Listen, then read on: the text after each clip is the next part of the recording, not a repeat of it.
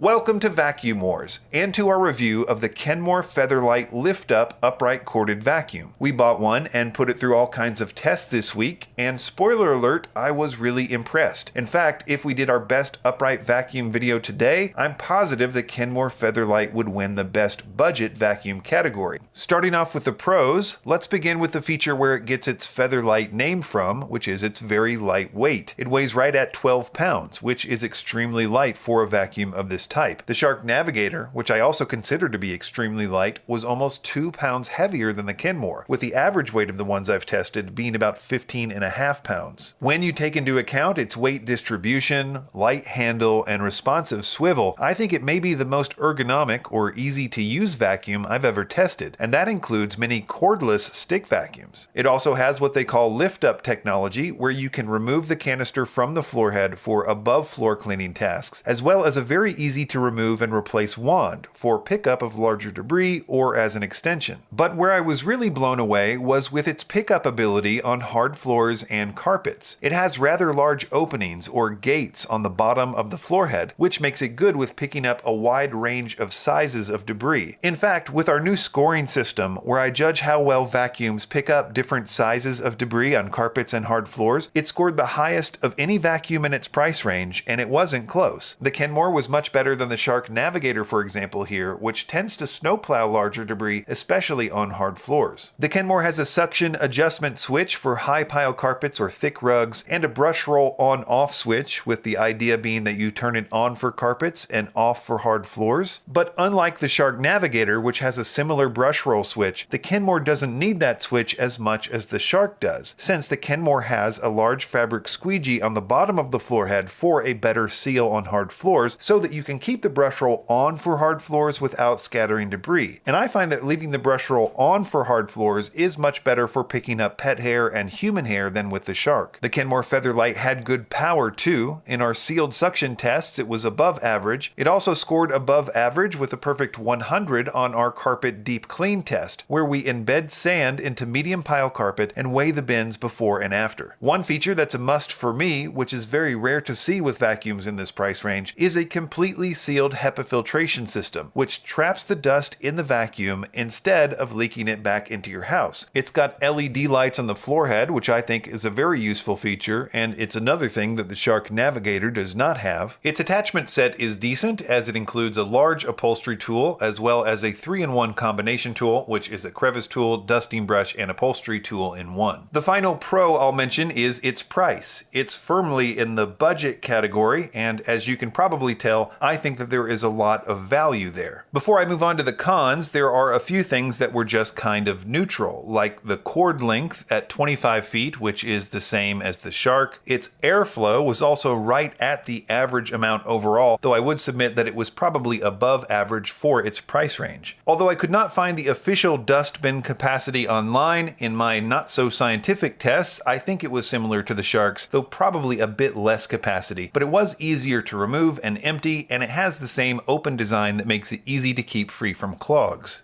Moving on to the negative stuff, it easily got tangled with human hair, which is kind of nitpicky since every vacuum I've tested in this price range does about the same. Kenmore scored slightly below average with the crevice pickup test and the unsealed suction test, which was directly related to its larger front gates, as the crevice test and the unsealed suction test are always a trade-off with its larger debris pickup. That is, if you have more space between the vacuum and the floor to allow for larger debris, it won't have as good of a seal. So it's a balancing act that all manufacturers wrestle with, but I think that the Kenmore Featherlite has really found the sweet spot of gate size and floor seal. It was also a little louder than average at 84 decibels versus about 81, nothing major but worth noting. As you can probably tell, I'm very happy with the Kenmore Featherlite lift-up. Really, my only concern is that it's relatively new, and although it seems exceptionally well made and the reviews so far are very positive, there's always the potential that there's some long-term issue that I could be missing, but barring anything like that, I think I've found my new favorite budget upright vacuum, and I'm keeping this one at our house.